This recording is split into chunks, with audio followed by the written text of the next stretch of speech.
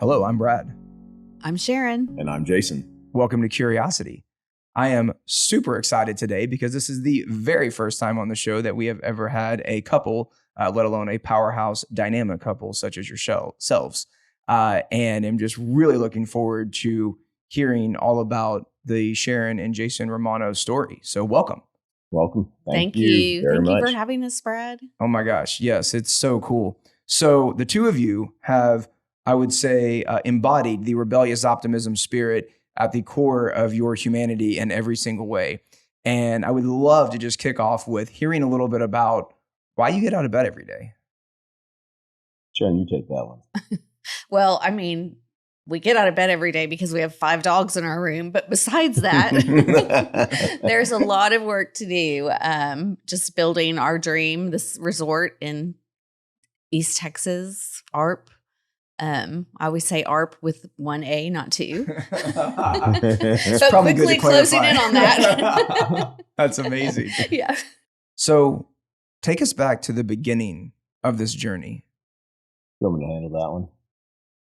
Or you want to take it? I can start because he's the closer, you know? Perfect. So got to bring in the closer at some point. It really kind of started with our daughter. She used to ride horses competitively. She started at 6 years old, and we started going out to this facility in Tyler, Texas. And it was just beautiful. It made us feel like Kentucky would feel with horses, hills and trees, and just, it was this wonderful spot that was not like being in the city. And so from there, we decided to look at land. And that's kind of how that started. Wow. And where were y'all at the time? We were in Dallas. Okay. So it was about 90 minutes away. Okay. The funny thing about finding that property was that we had this list of properties where we were kind of managing where we were going, but there was no order. So it was like all over here, all over there, back this way, you know, all of these different directions, trying to get GPS. And you're like in rural East Texas. So I was getting really aggravated. You had to pull out the Rand McNally map. So we go back to paper. Yeah, exactly. I'm like, where's Google Maps printout when you need it? And so he's like, it wasn't on our list of properties. And he said, I like this road right here because it was kind of off the main drag. Let's just drive up there. And so we did. And there happened to be this property for sale. And it literally had this old rusted sign and one of those info tubes. And inside it was one piece of paper. And it was like had been copied over and over, you know. And so it was you know, kind of drawn out what the land was, what the price was. So it was really this kind of very serendipitous that ended up You're using Brad's word. It's a great word. The serendipity of the universe, just like converging and like the wonder of existence. Like those kind of moments are so special and so rare. It was just meant to be. Wow. I love that. It's pretty crazy because we had a list, as Sharon said, of I think something like 25 properties, and we drove and drove and drove, and you know, not here, not there, not here. And part of the parameters of what we were trying to do is really find a place. You know, we've all been to these places or properties for events or weddings or friends' ranches and places, and it's like, gosh, are we ever going to get there? You know, it's down a road and left turn and right turn. And what was incredible about what ended up being now High Hill property is that it's only 2 turns off of I-20. And so that made it so simple. But as we wove through all those East Texas woods, we were really kind of getting what we didn't even realize, the general experience of what people that come there get from the beginning, from the very first drive in. And as Sharon mentioned, you know, that last piece of property on a list of 25 properties on a piece of paper was it. Mm-hmm. And the piece that is now the expanded community phase 2 piece was the actual piece of property that was on the list of things for sale. And we ended up buying the one behind it and now own both, you know, after all these years. But it's really fun to look back, and you say that I hadn't told that story in a lot of years either. It's neat to hear again. So. And there's a lot of land in ARP, so eventually you're just going to buy up all the land in the region. take over the whole That's area. That's what it sounds like. My wife always tells me, as we started this venture, Jim, like, we need that piece next door because someone's going to, mess up our border. And she's like, Jason, every land has a border. Like, Or it doesn't. Or doesn't. It does until it doesn't. It just keeps going. What is that? The road goes on forever. The party never ends. That's right. Also where the sidewalk is. That's right. And the dirt road begins, I guess. That's amazing. Isn't that awesome? So prior to ARP, you were in Dallas. Yes. What was going on at that time in your lives? A whole lot. Like Yeah. anybody's. We were, a young family, I Yeah. guess. Now we still think we're young, but not so much anymore. College kid graduated last week, and one Congrats. Yeah. still in college, but it's been a fast and furious ride. But We bought the property in 2012. So the kids were like 11 and 8. So we were living in, this great neighborhood, kids running all over the place. I mean, it was like what you think of suburban America. Kids had the code to the gate in the back and they'd come running up to the back door, football in the front yard. So I was good, Yeah. where I love was that. at that time. That was great. Life was perfect. And then there was a shift, which we'll get to in a little bit. That's very Yes. interesting. So what else was going on in Dallas? What were y'all doing professionally? What was kind of the day-to-day life at that point? we had been building our construction company for, at that point, probably 15 years or so at that point. We started the business and then grew it into bigger and bigger things. And How so did you we were, start? And I'm leading the witness a little bit on this one because I have heard this story and I think it's pretty fascinating. I'm going to jump in kind of listening to so many of Brad and Scott podcasts today driving in, but it was great to listen and kind of think through so many things. And I love the repetitive word through all of the podcasts we heard was journey. And I would really, credit that to Sharon and I, where we sit today. It's been a journey, right? A real journey, not always great. On a business level, fortunately, always sound on a marriage level.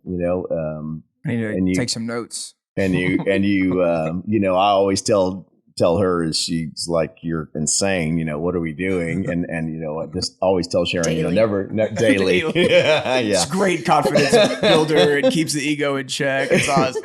Never forget the joy of the journey. And so, what was going on in Dallas, so many things. I was a finance grad from SMU and, thought I was going to do some fancy pants business stuff, as a 22-year-old, 3-year-old. And Sharon I met, she was working for a big law firm in Dallas and client services for years and had little kids and, decided one day she was really tired of what she was doing. We had 2 little babies at the time. And she's like, I can't do this anymore. The kids, the work, the whole thing. I need to be with our kids more. And I said, okay, just quit, and so there kind of really began our journey because we were starting. I mean, we always say, we were dirt poor. We had $100, in a week to eat, and like so many young families starting, especially in an entrepreneurial effort, you decide at some point to take this leap,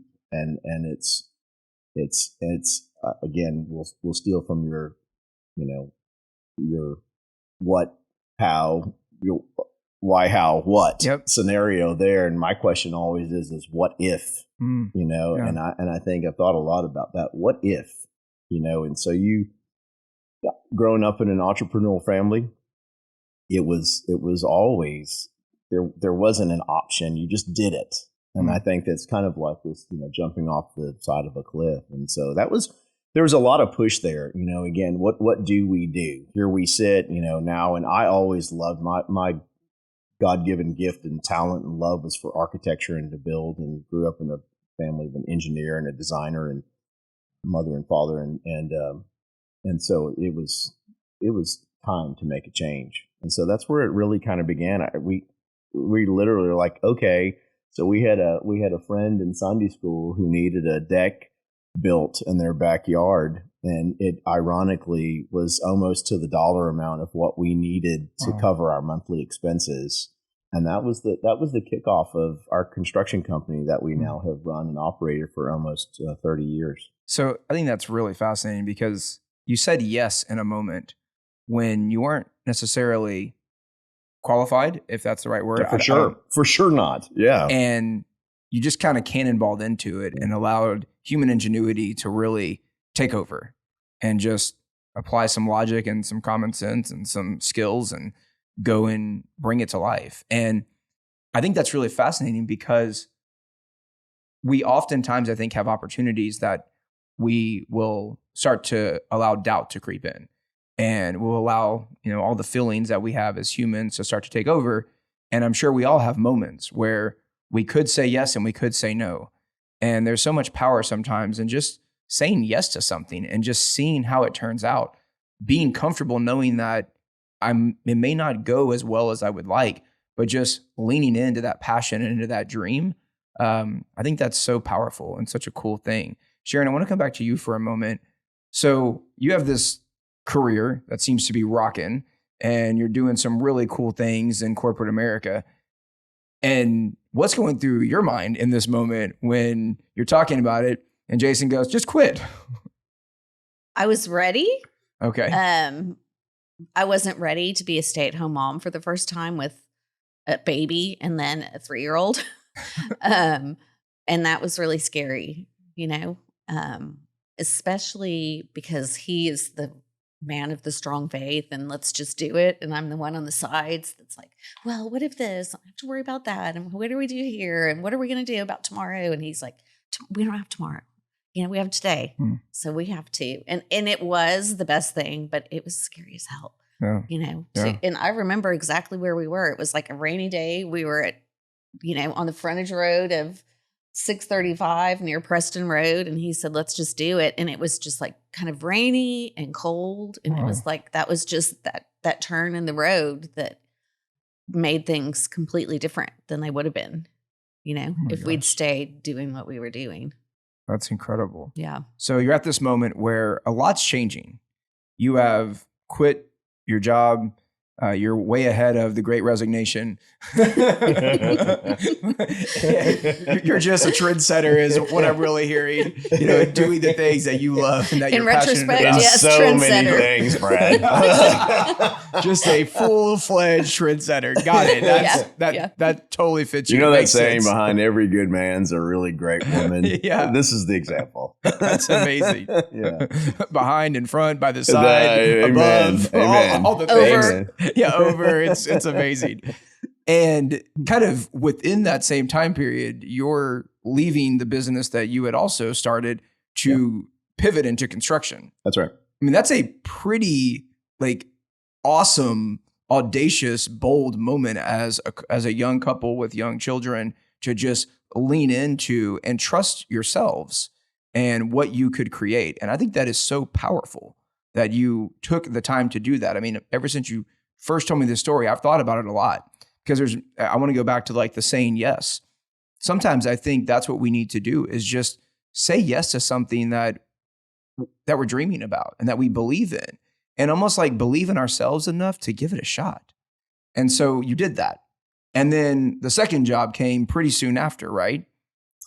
Yeah. I think I also told you at some point, and listening to you say it like that is really retrospective. I mean, I hadn't really thought about all those components like that, but it's amazing when someone paints the picture like you've just done, and it kind of, your history of life and journey are compiled into a sentence. It's kind of like, whoa, and it's like I'm hearing my eulogy or something. But I think I may have told you that for me, total badass. That's going to be the title. For me, I may have told you, and not to hit an emotional standpoint, but I was raised by a very amazing dad and mom, and my father was we always say the real patriarch of all of us as kids and family, but also so many people. And our joke used to be that he beat us into he loved us into submission, not beat us. He loved us. He loved That's it. another That's a podcast. funny Yeah, thing. that's a That's whole another other show. podcast.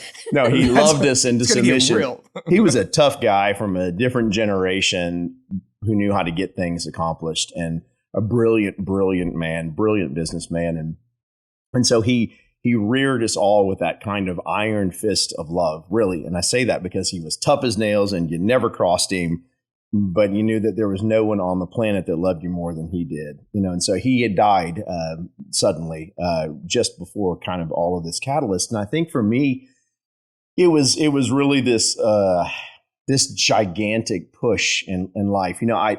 We had always worked really hard to do things for ourselves, but I think, as a son of a father, a patriarch, I'll put it that way, you always have the shelter. And it wasn't really financial, and thank God we were young and poor, and he would occasionally help, and it was like, here's a little bit of money for the month, and it was like, oh, thank you, it's $500, we can like eat, or whatever it was, but and it wasn't really that. It was just always knowing, I think, having that safety net of emotional support, like I always say you go home as a grown guy, man, and you'd be with dad and you felt like you were 5 years old again. So it was just this thing. And so I think having him die suddenly on us, not just on me, on all of us, was a gigantic loss and a gigantic push. And so for me personally, I think it's probably one of the biggest pivot points in my life that I can say, can you name a pivot point? And it was that. And then I had my number one priority, which is this one. And so I didn't really have a choice at that point. I could either struggle along or I was going to do something extraordinary. And I think I've said this to you before, and now sitting at 53, I can sit here and tell you and so many other people as we try on a regular basis to encourage younger people all the time that are looking for something new in their lives or in their marriages or in their relationships, that God really made every single one of us to be extraordinary, and that the world does its best to make you ordinary. And so I think at that, it was one of those wake up and I am extraordinary, and I can do things because of my faith and the support and love of my wife. And then I have no choice because I have 2 kids that I've got to figure out how to take care of. And so that was really, you talk about pendulum. And it was kind of this, I'm working along here and all's fine. And I have this, I always have dad, he can support and handle. And then when he was just suddenly yanked from us, it was just like, what do we do now? Yeah. And Sharon's like, I'm miserable. I can't do this. I have these kids I've got to work with. And I'm like, quit, So I think we look back and think of the simplicity of the statement, but the reality of it, it was a gigantic change. And also for who we grew to become, and to have that kind of strength and support from your spouse is huge. And Sharon started to touch on the move, it wasn't easy for her, a lot easier for me because it was probably more my plan and vision of what I thought was a plan for us. And we had worked so long to get to the point where we were in Dallas at that point that, let's move to Arp, Texas in the middle of nowhere is a big statement. Yeah. It's very interesting. I'm really excited to get to that in a bit. It's just so fascinating how you rallied together and you believed in yourselves. And again, I think that's something that we don't do enough. I think that in daily life, I've spent a lot of time contemplating this, especially since the pandemic. There were so many factors that happened in that time period. And I feel like we're only now on the precipice of really beginning to uncover what's just on the other side of the ripple effects and the impacts that had on humanity globally. I had someone tell me recently, it's one of the only times in human history where everyone around the globe had a shared experience. And that everyone, when you say that word, it's relatable. There's feelings, there's emotions, there's a reality that comes from that. And I think one of the things that came from that is the power of the pause. It gave us an opportunity to start to ask ourselves, what do we want out of life? But I think the noise is picking back up again. And it's not as quiet as it was a year ago or 2 years ago or almost 3 years ago now. And believing in yourself is such a powerful gift. and really trusting yourself to go and create and build and carve out the reality that you want to build. Sky and I have a life motto. It's, and so together they built the life they loved. And we are, every day intentionally striving to build the life that we love. And we have no idea, what some of those components are and what the future is going to hold. But to believe in yourself, I think, is where you have to start. And so if we can stay on this construction company part just for a moment, because I think it's so fascinating. So you build a deck and a fence. Is that correct? Mm-hmm. This is awesome. And then the next job is building what? So very briefly, my father again was a man of many sayings, and we were hunters and fishermen and growing up, and so he was an engineer by degree, an electrical engineer, and he used to say I could have been a brain surgeon if I wanted to be, and it was like a joke in our family, and he could have, but we were always together building things, always. If you have a hunting place or you're an outdoorsman of any kind, there's always something to build, and so. So you had some natural skills that I think developed over the years. For sure. And my grandfather used to say all the time, you're going to be a great architect someday. I was drawing houses from 3, 5, however it is, how old you are when you're drawing. I mean, literally my oldest sister, my mom she sent me a letter one time that of a house that I drew her. She had an accident and was in the hospital for some extended period. And I was probably 7 at the time, and about 7, and I drew a house, and she kept it, and she sent it to me in a letter, and it was really neat to see here's this house I had drawn as a little 7-year-old kid, and how ultimately we ended up where we are. But to answer your question directly, so there was always that affinity and love to build, and I had built about 10,000 decks, in my lifetime, fences and things. Okay. We that's encouraging to know that there was that there was some skills that had been developed throughout life. It wasn't totally just like first time ever. I'm just going to go figure this out. You had done this a few times. Well, the project expanded, and I hadn't done about 40% of it ever before, and I had to figure out quickly how to make it happen. So, so it expanded from there, and then I don't even remember how they came to us, but another couple, he was actually an American airline pilot, said, hey, we need a garage addition on our house. And I'm like, I can do that. And so it went. That's a little bigger undertaking than a deck and a fence. It was. But we figured it out. I found some really great help. And I did, again, as I said, my God-given talent is architecture and design. So I drafted it and drew it and knew. And it's a weird thing. I've said for so many years, I visualize construction like a computer model. And it's just one of those things. I think it's everyone's certain individual talent.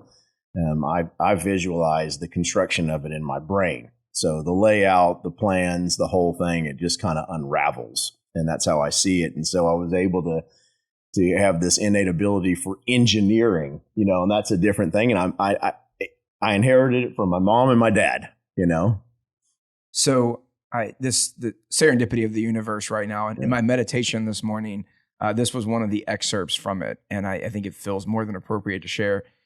Dreams are different from your calling. Your calling is sure and strong. Your calling, the thing that God has placed in you for the good of the planet and the good of your heart, isn't going anywhere. There's a person named Rebecca Lyons says your calling is where your burdens and your talents collide. And it was talking about the comparison between dreams, which are these like big, bold, audacious ideals that we have for the life that we want to build and the life we want to live. And I think it's amazing to kind of hear this part of the story where, your calling is almost like to build things, to create, right? And to architect. And then how you bring those dreams to life is, in this case, through a construction company, and as we'll get to in a moment, in many other areas. Sharon, I'd like to hear a little bit about little Sharon. Like, what were you like as a child? What was exciting you? What were the things that you dreamed big about? So I'm an only child, which makes us a lot different because he's from this Italian family. I know you can relate. 4 kids. Yep, I can definitely relate to the Italian family. Very... and I'm Cancer. I don't put that much on horoscopes, but it's like to be an only child and then be like a crab that can kind of retreat into yourself. I'm really good by myself a lot, but I'm also don't like to share sometimes. Okay. Which I still revert back to that. But don't touch Sharon's plate of food. My mom and dad met in Chicago. He was a jazz musician and really cool.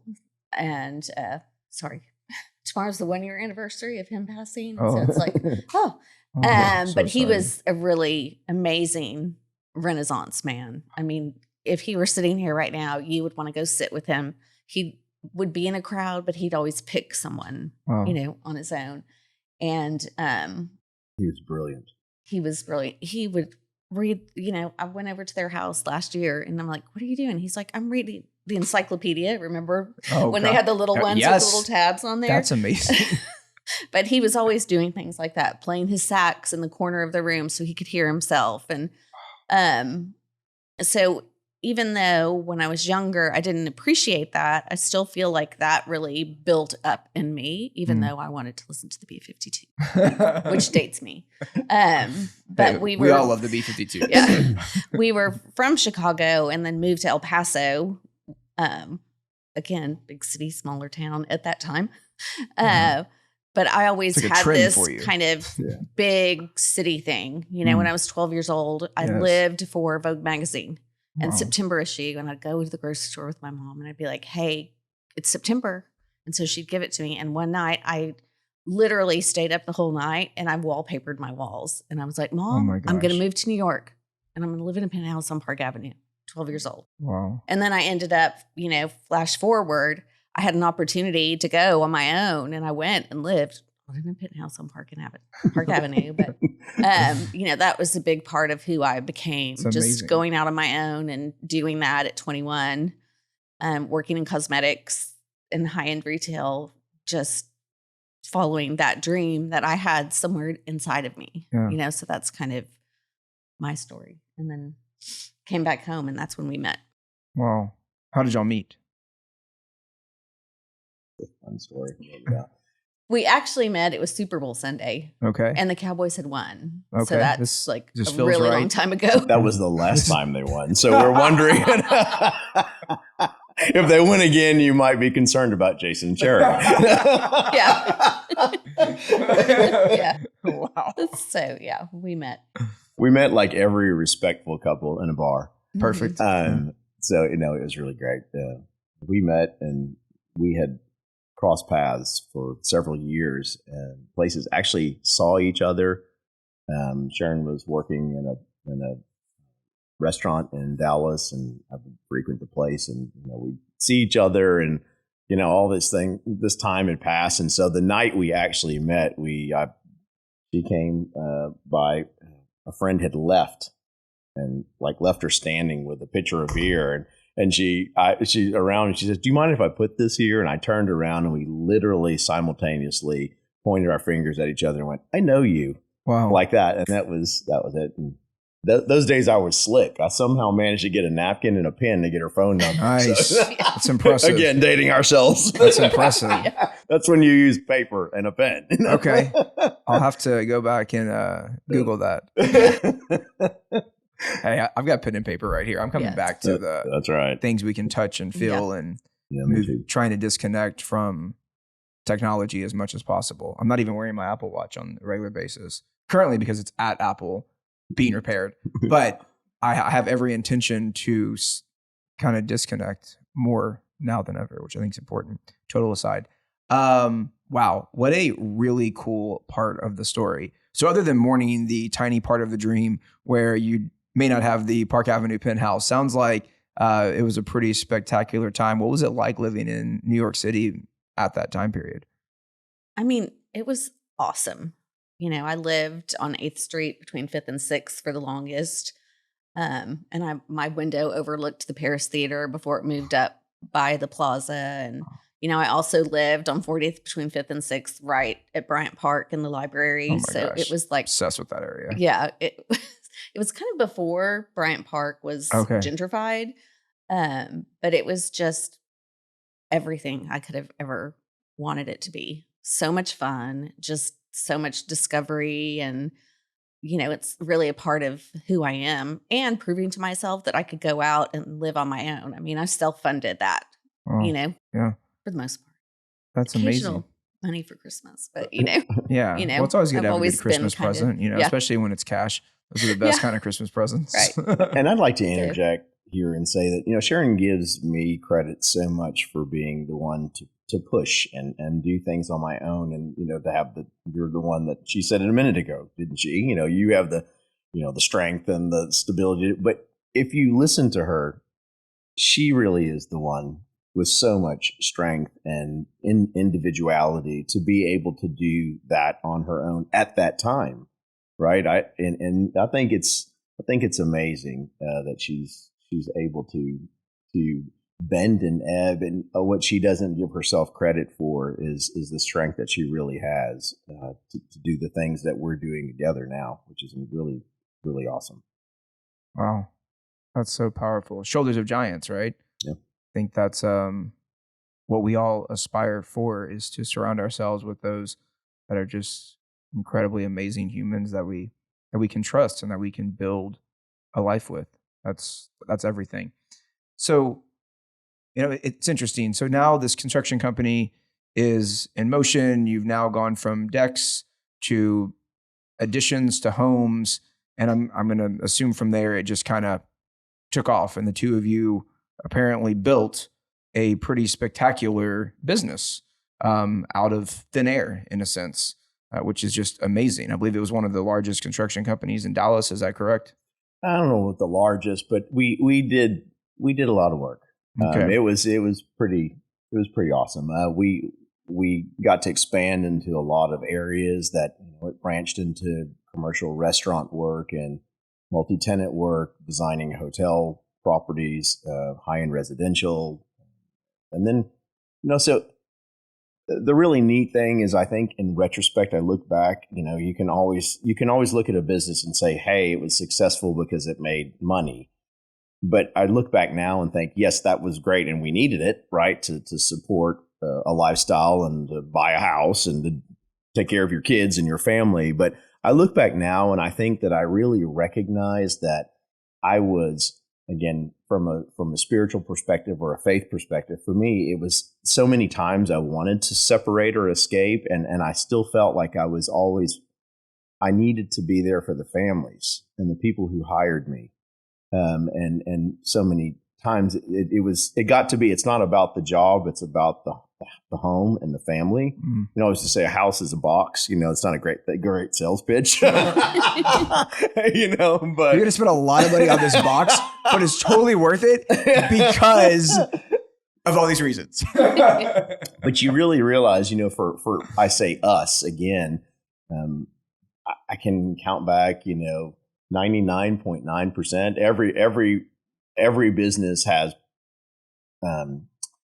friction personalities because we're human beings, right? And not every one of them was perfect and lovely and fun, but really most of them were just really outstanding, and most of them to this day are went from clients to friends, and over the years, and that was really a neat thing to build relationships, not just homes for people.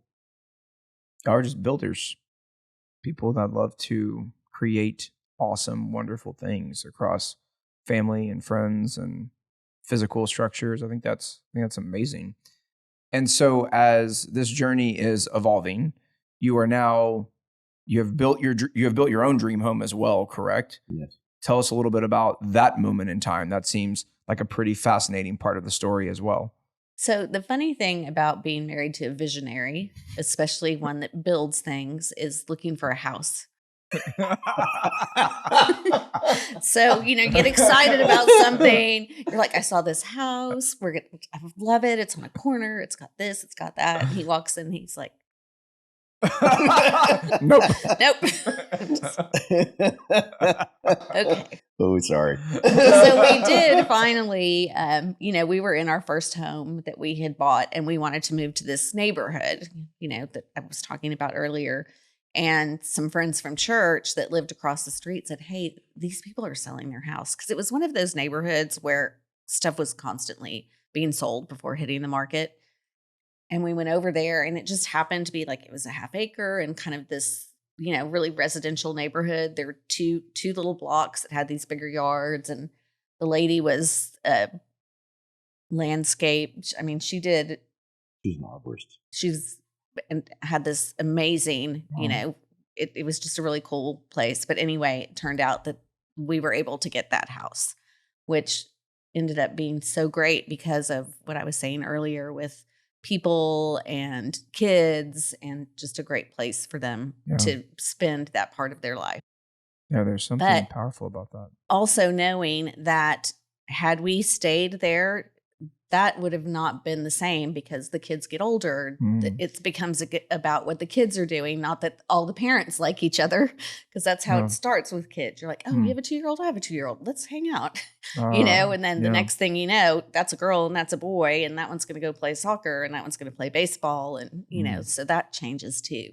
So although it was a hard transition for me, it wasn't, I'm not longing for something. That was a great time in our lives. That was the best time so far in our lives, but it's not the best time of our lives.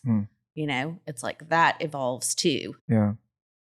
So you're in this moment where you've kind of hit a peak in your life.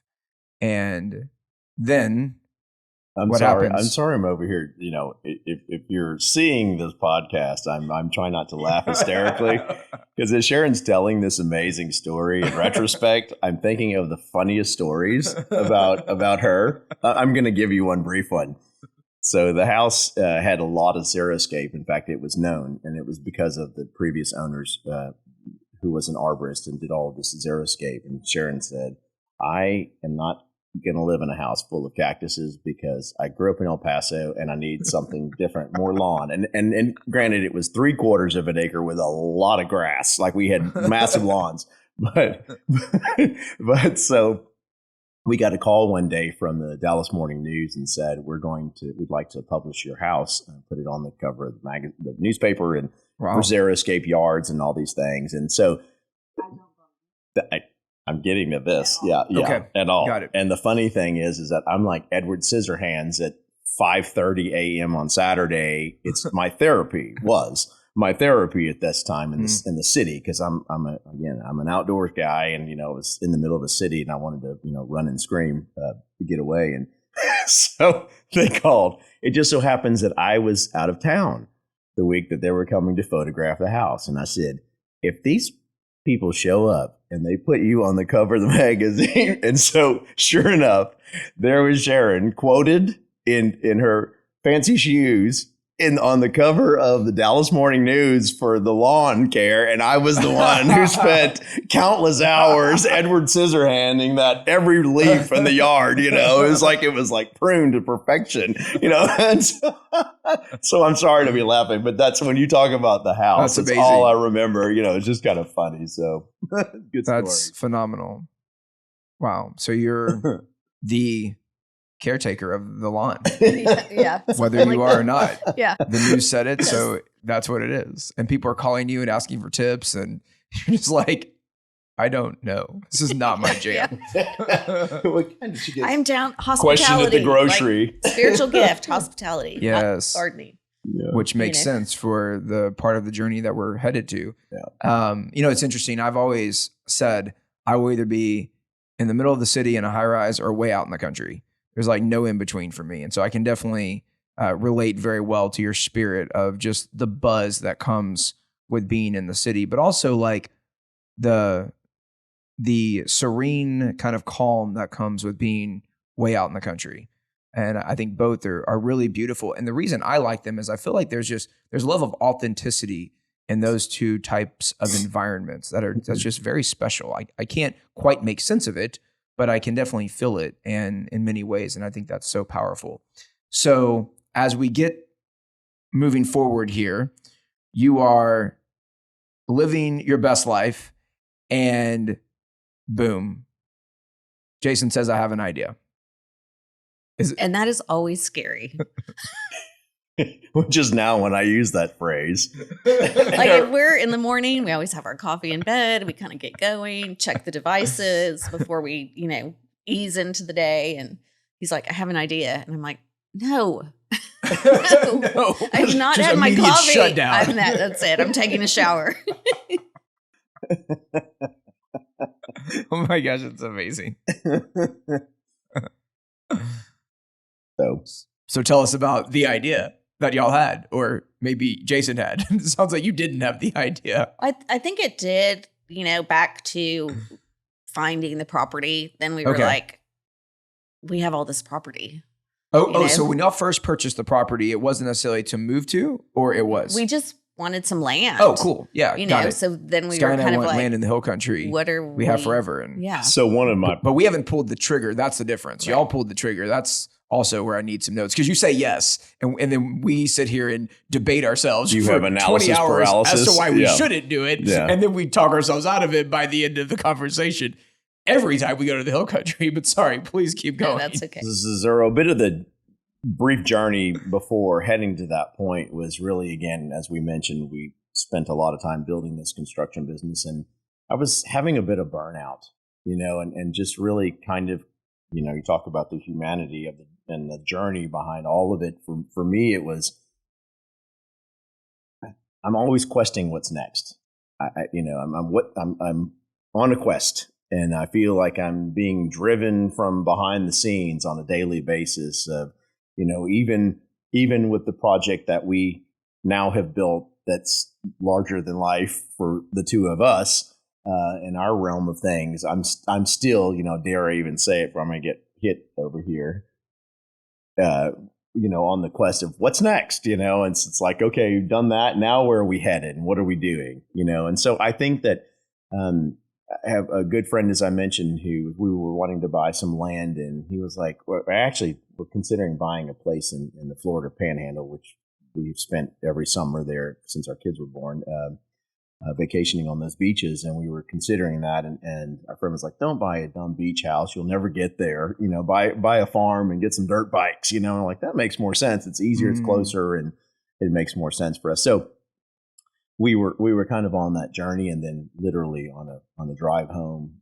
from one of our daughters, she rode horses for a lot of years, and it was in the East Texas area where we are now. And we were driving, my son and I were driving home, and kind of this, I would say, epiphany might be a general descriptor of the idea, but it kind of hit me for a 2-hour drive over, okay, you do this land. And it was really an answer to what I'd been praying about for at least 2 years, which was, what's next? And I'm kind of burnt out, and where are we headed? And where's all this going? And I don't want to be doing this and this pace at, when I'm older. And now I think I work twice as hard as I did then, but again, it's just, but I have more energy now. It's crazy than I did then. So that was really kind of the path that was getting us to what the next step was.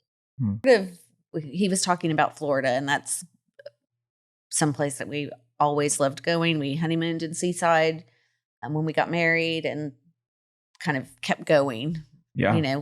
Year after year. Just hearing you say that, I have so many emotions that just stir up, because 30A is one of my favorite places in the world. Yeah.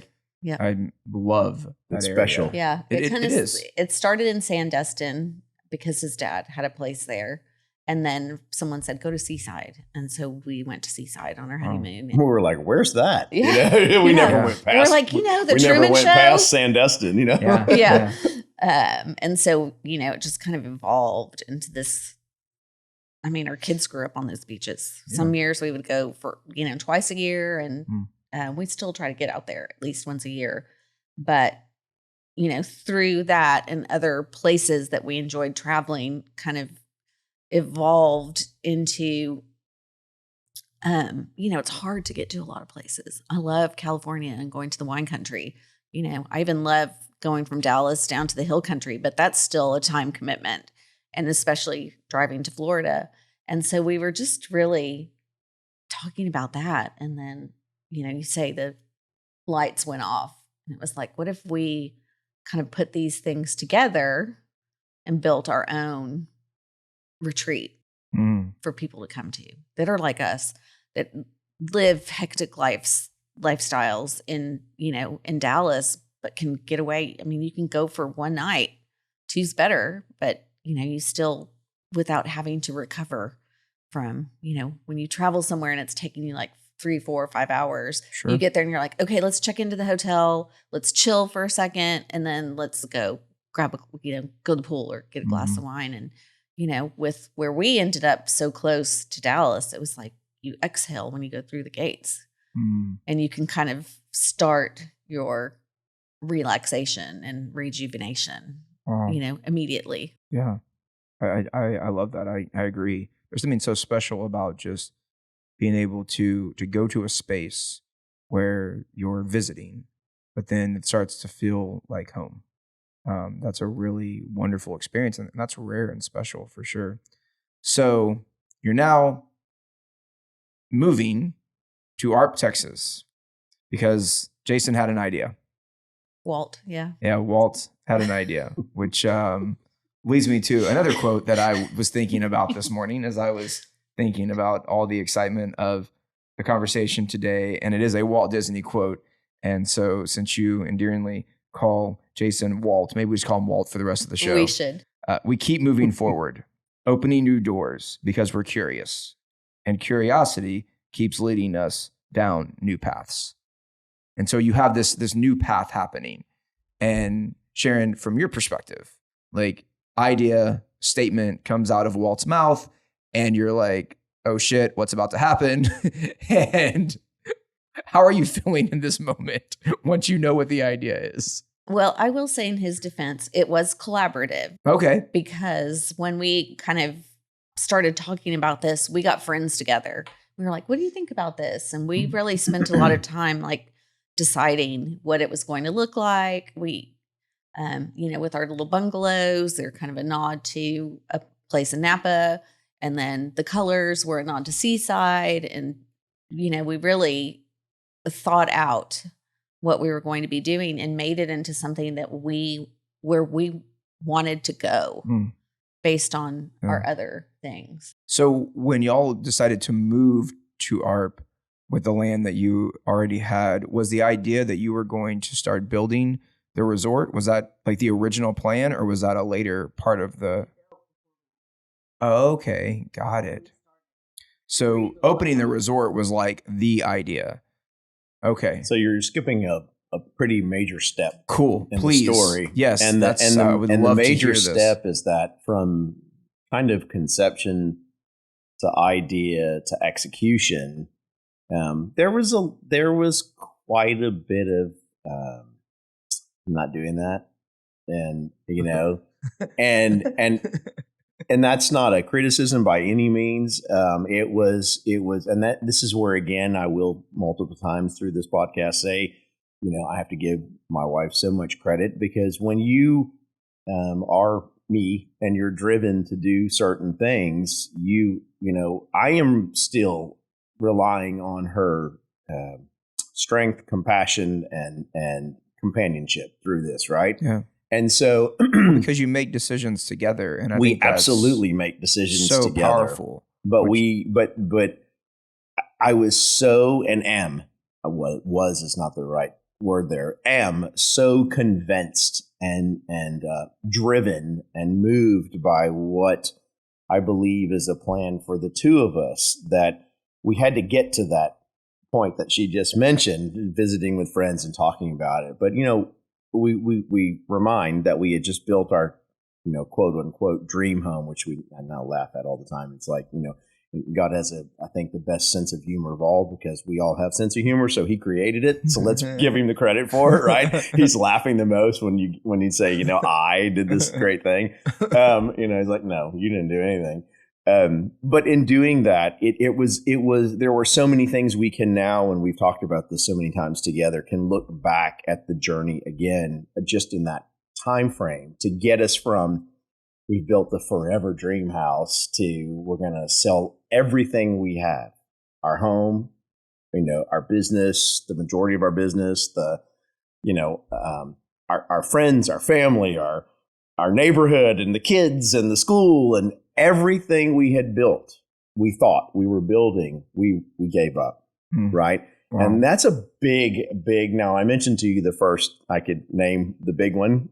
That's probably, after marrying this one and having kids, that, we'll lump those together, family. The third biggest change was exactly at that point too, because it was, and it has been just a complete leap of faith for us to say, okay, we spent all this years getting to this point, and now we're going to, turn the page. And so it wasn't easy. I mean, it's pretty fascinating. You've built together not only this very successful business and a family and a community, which in many senses is like the pinnacle of what humans desire. And then you just decide yet again to have an idea and completely pivot, like goes back to this like kind of continuous behavior that seems to be very core to the two of you as a family, as a couple, as partners in life that are doing life together, where you've kind of cannonballed into your reality and you're choosing to constantly shift and change and evolve and believe in yourselves. It was the Great Resignation OG right here that is Sharon, all the way over to like kind of where you are in this new moment. But I think one of the main differences is, and as you said, I found it's easy when you're in a phase of life where you have very little to lose. That's right. It's a lot harder to do that when life has shifted and changed, and now you're at a pretty wonderful point where you have family, you have community, you're not worried about where your next meal is going to come from. Like, that's a nice position to be in life. Like, that's really something that's rare and special. And yet again, you say, well, we're just going to take another hard pivot and see what happens. But you believed in yourselves. And that is so powerful. So as you're now on this journey, you're saying, let's go and create this thing. How do you start to build this and bring it to life? And what were some of the emotions that are going through both of you on this part of the journey? Go ahead. No. So we did have a little period. We ended up selling our house and we weren't ready to move out here. And so we moved into a rent house, which ended up being good because our daughter finished middle school, our son finished elementary, and then we got to move at the start of high school and the start of junior high. And that allowed us to also break away from that community that we had. And it made the move, especially for me, easier because I wasn't leaving this dream life that we had created, that was perfect, as I said before, perfect for that time. So we had a little bit of a break between, making that big move. So it was a nice segue for me before we, because we built the house and finished the bungalows at the same time. Oh, wow. Okay. And the main building at the same time. Okay. We did that building in tandem. That's smart. And so you were building yourselves a home on the property and then also building the beginning phases of the business. And so now the resort, the business is here. It is built. It is finished, at least in its first kind of moment and first iteration. And so did y'all at that point move to ARP? We didn't open until after we moved there. Okay. How long were y'all there before you opened? Of 2015. And then we had a couple of soft opens and then one other event that we had done prior to that, but we opened in the fall. Okay. And so now High Hill Farm is here. It is fully alive. It's 2016. Tell us about the name. Where did y'all come up with that? It was really him, because he would go and sit on the property. He spent a lot of time out there before we moved just because he was having to fish, Yeah. And he came home, he would park his truck, put the flap down, tailgate, and he'd sit and he'd just overlook the property. And he called me one day and he said, "What do you think about High Hill Farm?" I was like, I like it. So Jason, why High Hill? Well, a bit of a caveat to her story was that I actually awakened one morning. We had talked a lot about names, and everyone kept telling us it'll come from the property. It'll come from the property. And we're like, okay, whatever that means. Like the earth speaking to you, and nature. I said to her, T, I was like, what's the name of that Target brand? And she, she says the name, and oh, that's not the same. I was thinking it was in my head. It was High Hill. And so you were concerned it was the same as the Target brand. You're like, dang it, I can't use this. Dang it, I'm not smart enough for that. I'm like, so it's High Hill. And so that we're like, oh, what is that brand? That makes perfect sense. Archer Farms. Archer Farms, yeah. Nice. And so the property, we actually have the highest plateau in all of the area and the valley there. Wow. At the property. And so just, there are a lot of things that came from the name that are synonymous with the land itself. That's really cool. And I mean, East Texas is such a lush, green, it's stunning region. It's beautiful. I mean, you have the rolling hills, and they're just so spectacular. I remember when we stayed at the property, Sky and I, the first time with y'all, and came out. I think we arrived on a Thursday night, and we woke up Friday morning, and I got to see the dew on the grass. And I think I shared with y'all before, my grandparents lived in Nacogdoches for many years, and I used to love as a child waking up and seeing the dew on the grass. It just felt so special and so rare. And it just was such a reminder of how lush and green and beautiful East Texas really is. It's a spectacular part of the state. It's not an area that I think people often think of when they think of vacationing. But what you have built there is just a very magical, special place. It is the exhale, as you shared. And I want to touch on that a little bit more a little bit later in the conversation, because I think it's a really cool perspective. But if we kind of think about like where you are now in this moment, you have kind of had this epiphany, y'all have come up with the name, and you open up the property. And again, you're just kind of blind faith, leaning in, hoping that it achieves what you wanted to achieve or becomes the thing that you're building it to be. What was that journey like? Well, I would say it's still going on. Yeah. Always, as any growing business, we, having done this now twice, the adage of 10,000 hours is actually true, right? I mean, I think it was 10,000 hours. It was 10 years in the construction business before I had to do no advertising, because the phone just rang all the time, right? It was building something of quality and exception and striving for perfection as best as we could create it, that created a successful business of people understanding what you were building and expecting a certain thing. And I think for the two of us, we together have always strived for perfection and excellence in everything that we do. And building this business, we're at this point now where we're now 8 years. We're 2 years out from having the 10,000 hour mark, but we're constantly ebbing and flowing, and it's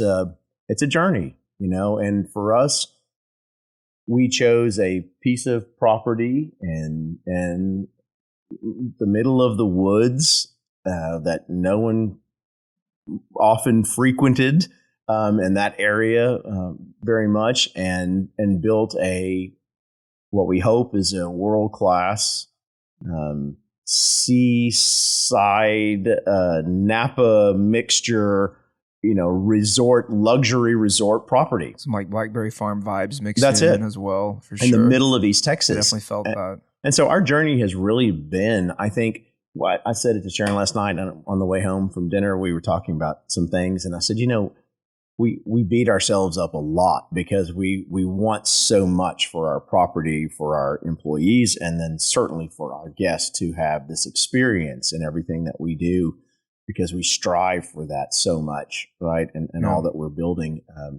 But it's a journey. It's molding personalities. It's molding, experiences, and the food you eat, and the bed you sleep in, and the sounds you hear, and the smells you smell, and so all of those things, to us, we pay so much attention to that detail. And I'm a perfectionist. I'll admit it, here. And so it's hard. Sharon tells me all the time I'm CDO, not OCD. Yeah, I have to fitting. have it in order.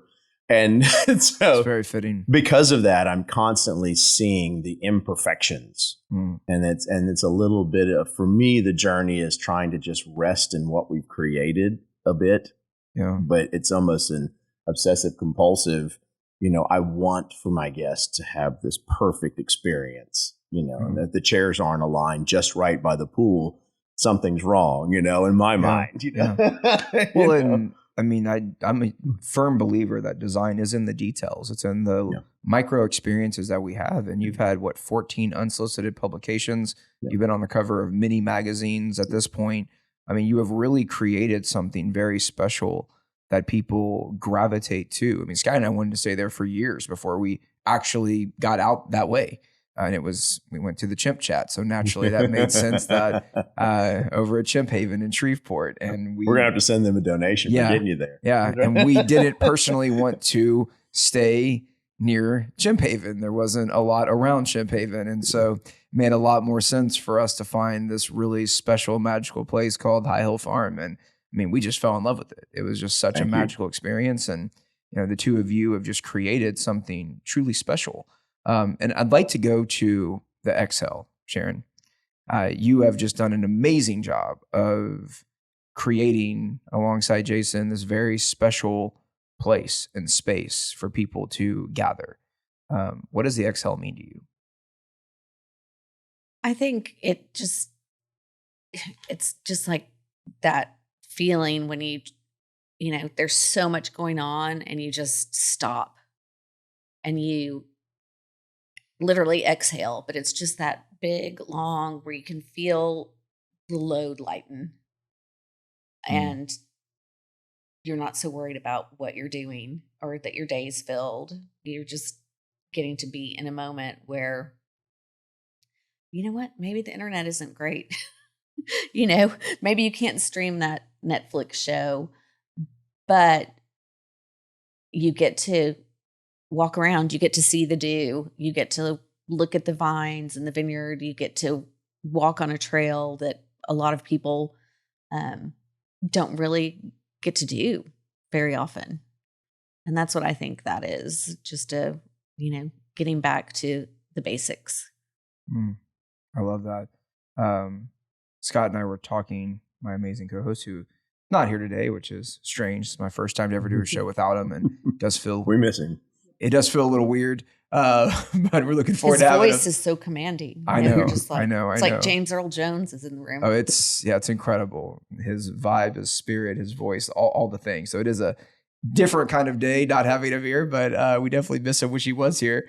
And one of the things that him and I had talked about when we had a chance to experience the wonder and magic of High Hill was this kind of idea of the Exhale and really being one with nature. And he was sharing with me Eastern philosophy and how in Eastern philosophy, there's this whole kind of point of view around how we become one with nature and how by becoming one with nature, that then lends itself to be able to exhale because we're present in a moment in the midst of, I'd almost say nature is the purest form of humanity, right? It is that moment where you are one with God, you are one with the universe, you are one with existence.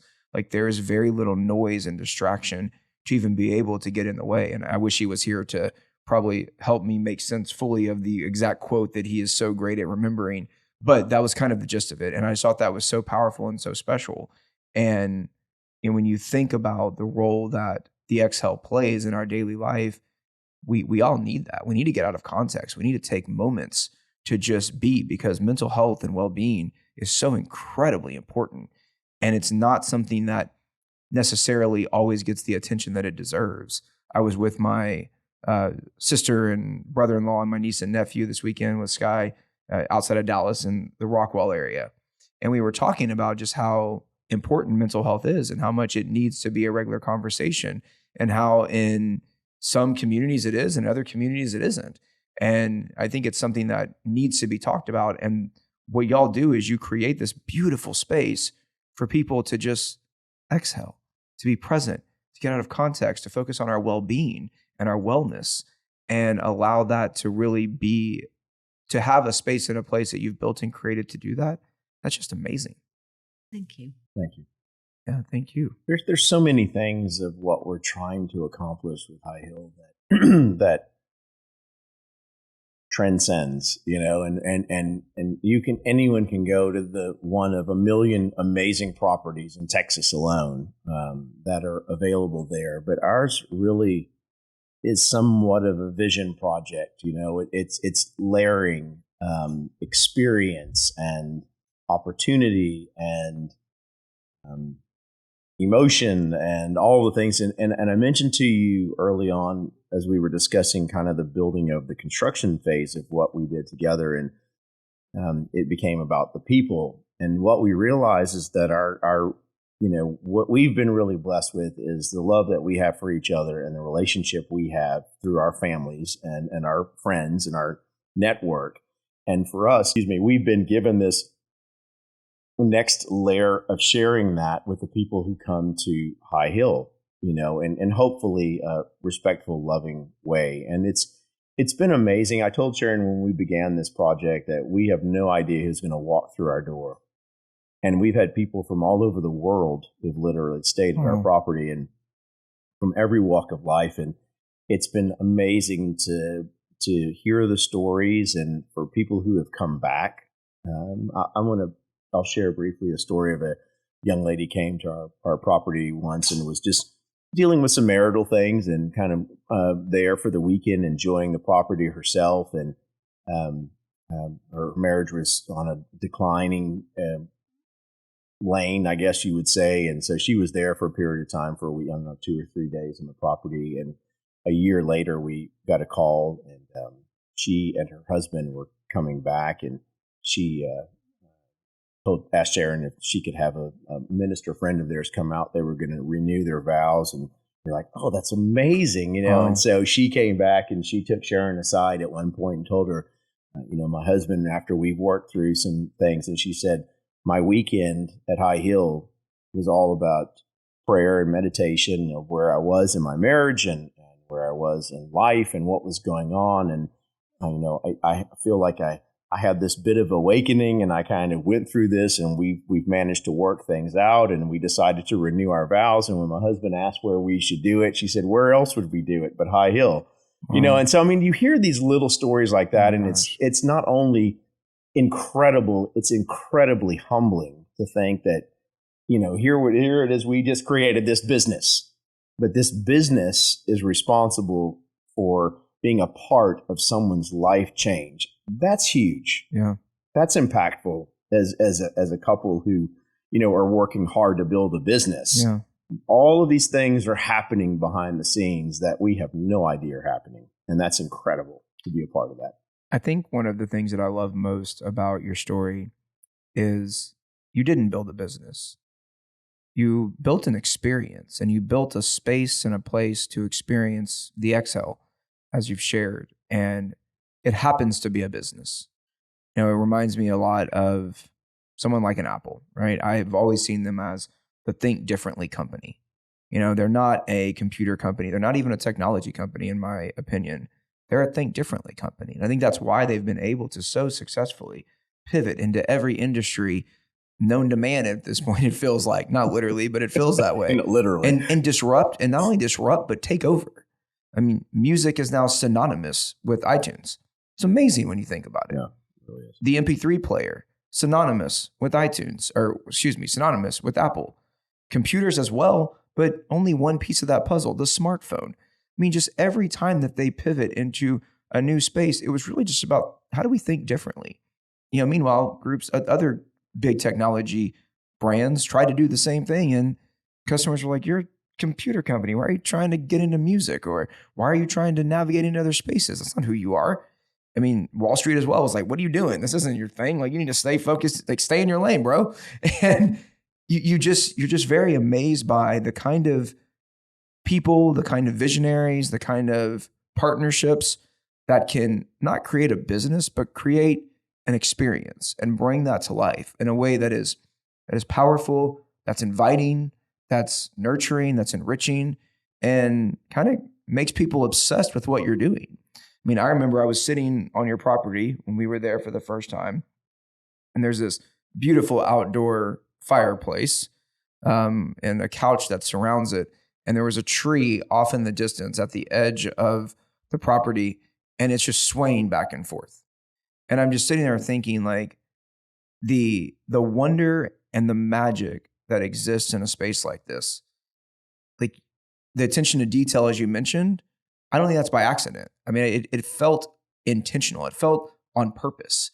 It didn't feel like it was by accident. And that was just such a rare and special moment to have. And it was like I was one with sky. I was one with God. I was one with the universe. I was one with the earth. Like I was just in this moment that just total clarity came. The exhale came. And that just, like, that was everything to me. It was a moment in time when I needed that. I had been through an insane personal experience only a few weeks before, had 5 people in my life die, had some pretty crazy stuff happen in personal life, all within a 6 to 8 week period. So I had all these little micro experiences that kind of became this macro experience. And I don't think there could have been a better moment in time to get to exhale at High Hill. And it was very rejuvenating, really special. So I'm very grateful for y'all and what you're building.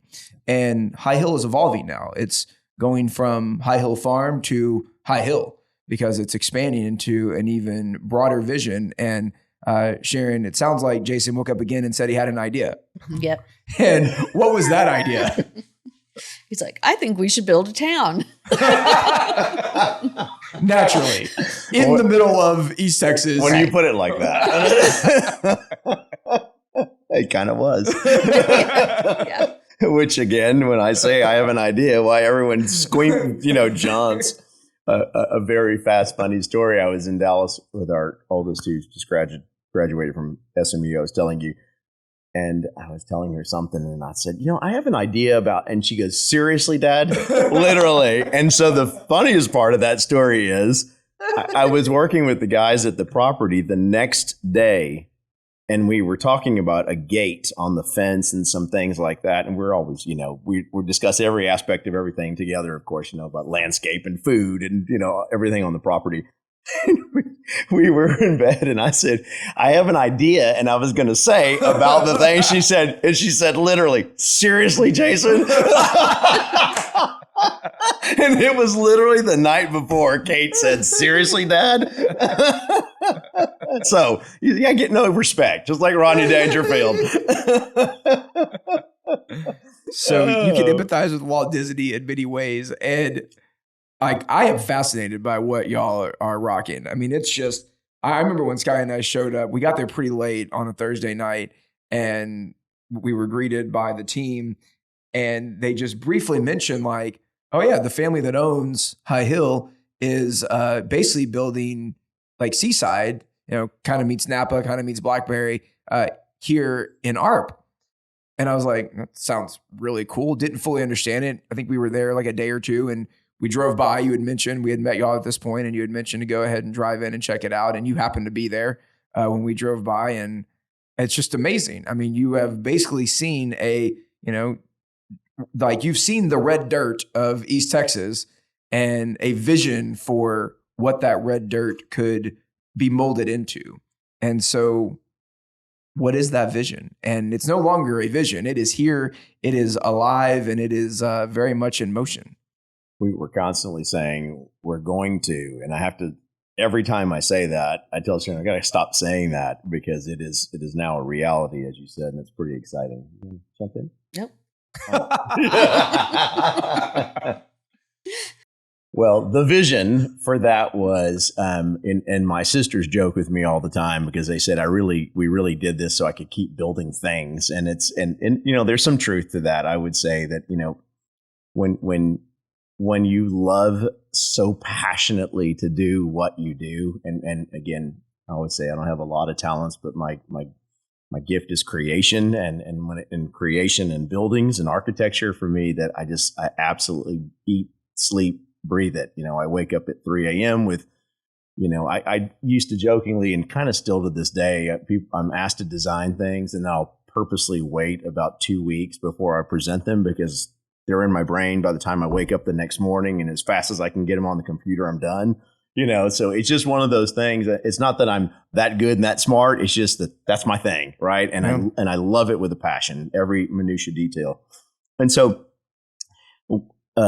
we have some dear friends and now business partners in it as well, Mark and Suzanne Knudsen, who we love passionately as well. They are family to us, just the sweetest people you've ever met. And so we partnered and purchased all of this adjacent property that originally was the piece that was on the list of properties to buy. And then this was that bordering idea that you weren't loving. That's right. And then it was, and it's and then, off the land.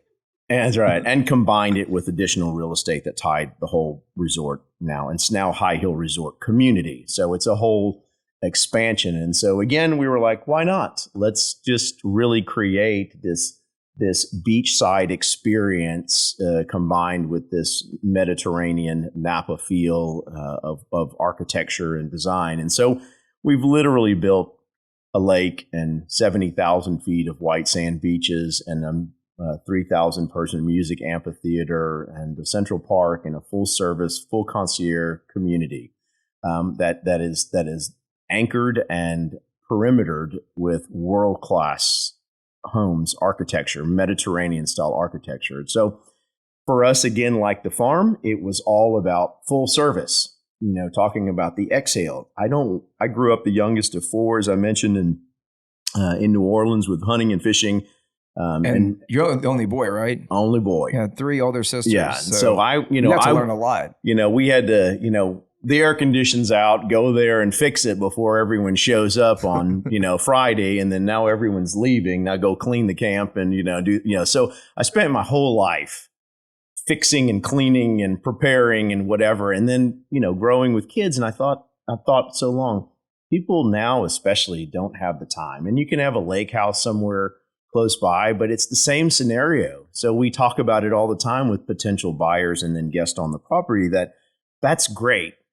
But you hope the air condition works on Friday when you show up, and you hope the kid that's supposed to mow the lawn for you, and you've got 12 friends coming over for Friday night at your lake house, and something doesn't work, and now you're kind of SOL, right? And so we wanted to mitigate and eliminate all of that anxiety of having this and still allow something for everyone to do. So you show up at our property and you literally stay in your magnificent home with all of these amenities, and you can order tequila and crab claws for your refrigerator, and you leave and you hit checkout. Someone cleans it for you. So it's full service. And again, kind of back to that, just touching all the bases for our guests.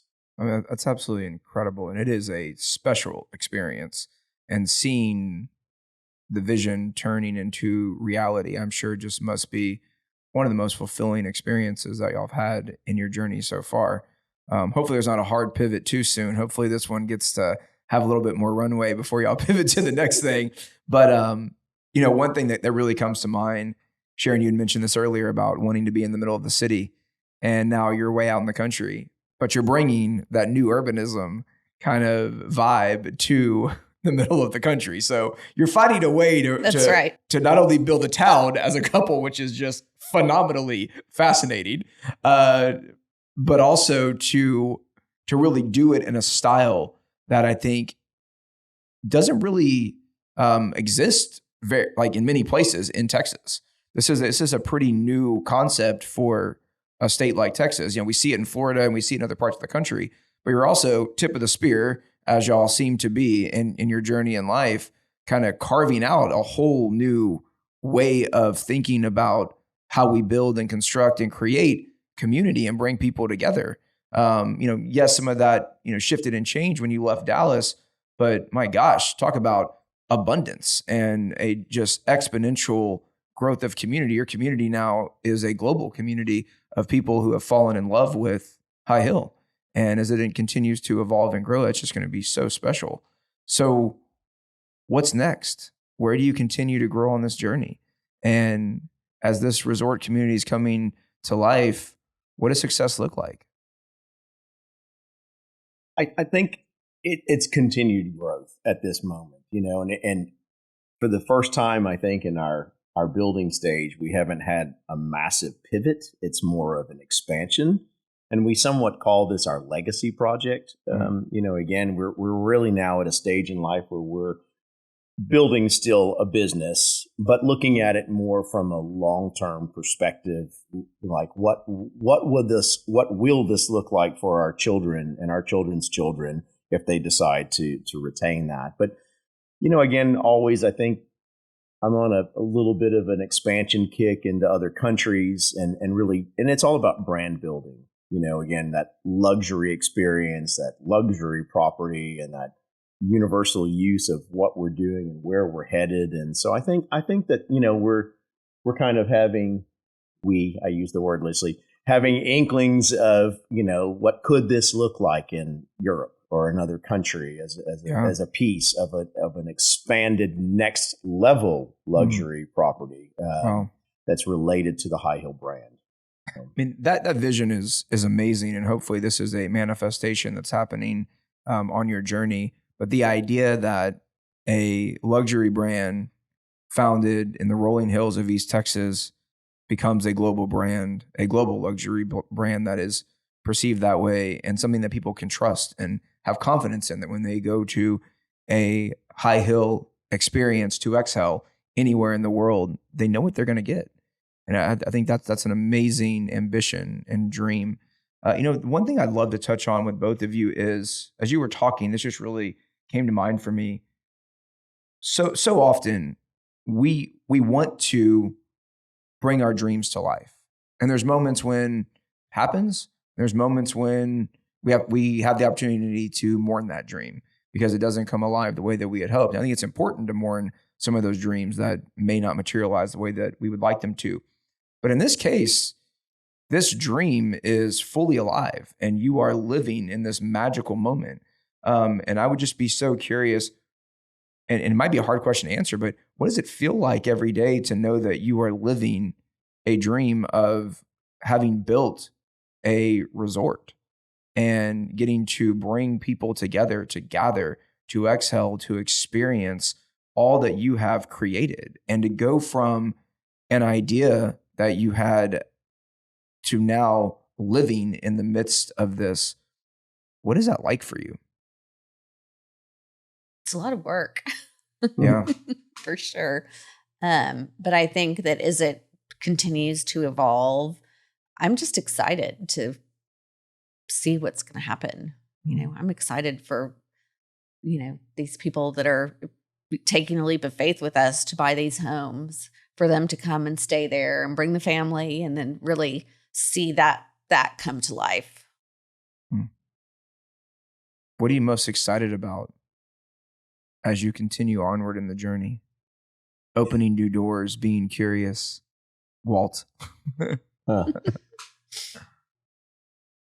Sharon and I are a good balance because, when you are, if you want to call me a visionary, when you are wired, when you look at red dirt and see a town, I would say you are now officially a visionary. Yeah, that is a very real, you have hit the accolade. You have graduated with the degree, not only rebellious optimist, both of you, but visionary is definitely now officially a thing. Okay, whatever you want to call me. Crazy might be a better word. That's also fine. But we're all crazy until we're not so crazy. That's right. That's right. Or until our ideas aren't so crazy. I think there's always a balance, of, I'm the, wake up at 155% or 200%, whatever that percentage is, let's go, let's create. Nothing stands in my way. Let's just get this done. And I'm blessed. I always say all the time that when I get really tired, I know my days are numbered, because right now I'm 53, as I mentioned. I feel like I'm 20. I'm ready to create every day, all day. And well, if you pull from the amazing philosopher Jay-Z, 40 is the new 20. It definitely is. You're pretty much maybe 30. Yeah. So I think you're 25. There you go. Yeah. Well, yeah. The way it multiplies, you're about 23. That is. Yeah, exactly. Yeah. It's a much slower progression. And Sharon focuses so much on the day-to-day things and, paying the bills and, and how do we cover this and where's that coming from and, how are we doing? So it's pretty important to have someone takes care of that. I know you've mentioned Rocks that's that. you and Sky, right? Oh, for sure, yes. So I say that. I wish that was my gift. That it's exciting for me to do this with her. And I've said this throughout this entire thing, and I'll say it again. I give, so many people give me so much credit on a daily basis because I'm the visionary. I'm the lead singer of the band, but the reality is that it takes the entire band for the lead singer to put out a song, and she's the entire band. I mean, so there's so much that goes on that I could not create if I didn't have Sharon taking care of all the things. So what's exciting about it? What's exciting about it is getting us to 10,000 hours. That's what I'm excited. I am excited that the phone rings so much that we don't ever think about booking a room or a home or a thing again, and that we have built an operating business that we can then someday rest in for our family and beyond. And then what is next? Because for me, once it's built, I mean, I'm already, 20% in, and I'm going, what are we doing next? And that's where the European pieces come from. I have no desire to stop the expansion of what I believe is the new brand. And people ask all the time. I'll end on this one fun story that I told you, I think, a long time ago, that there was a period of time as we were building the construction business that we had gone, from 0 to 80, pretty quickly in the term of building business. And I will say, we've gone from an idea, to build a resort, in Art, Texas in 8 years to building a town. That's a pretty fast leap, right? And so, to say the least, right? So I'm driving around Dallas, and stressing about everyone who's getting business, in the area that I had proposed business to other people. And I'm stressing about other people's work. And I mentioned to you that I literally a gigantic, thing came over me. Again, as a man of faith, I will say that I believe it was God directly telling me and almost audibly, stop worrying about the other guy's stuff. I've blessed you with enough of your own, and it's where we sit today. I think you could get wound up in all of the other businesses and hotels and the things that are being built in the amazing cities of Houston and Dallas and our surrounding Texas market, or you can just focus on the thing that you've got and be thankful for where you are and dwell in the people. As you said, if you love the people will come. Yeah. Quit stressing about all the other things on that. So we're super excited about what experiences are next. What next, Brad and Sky, do we get to meet on Saturday that we have no idea will become dear friends as I feel we've become? Yeah. And that's a gift. That's an incredible gift for us. Well, and I love that you touched on that, because when the tide rises, we all rise. Yep. And there's so much power in that way of thinking. I think that it's easy for emotions like jealousy to creep in. But when you shared that story with me, I found it just very sobering and just very invigorating to just remember that every human is living the life that hopefully they want to build. And if they're not, hopefully at some point they'll be able to. And I think along that journey, we're all in this together in a sense. And it takes all of us. It takes us collectively as a species coming together to really create magical, awesome things for the future. And I think that so often we get very self-absorbed with our own ideals, but the way that you shared that was just very encouraging to think about it from this lens of, in as much as I have a vision and a dream, others have visions and dreams as well. And again, as the tide rises, we all rise. I love that. Anything else that you'd like to share as we're kind of rounding out the show today? I just appreciate you visiting and listening to us and helping us share our story. Oh, it's a privilege, for sure. We like to close every episode with a question. And I feel in this case, the question feels pretty clear, but is there a question, kind of single question that you want to ask the audience and put out in the universe that comes to mind? I mean, that's a big question, That's right? deep.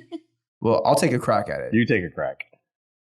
I'm leaning somewhere between where do you exhale, how do you exhale. I think that feels pretty appropriate. What do y'all think? You like that one? Sure. Okay, so the question to the audience is, how do you exhale? Boom. Can you give us a boom? Boom. Awesome. Thank you for listening. Join Brad and Scott next time on the Curiosity Podcast.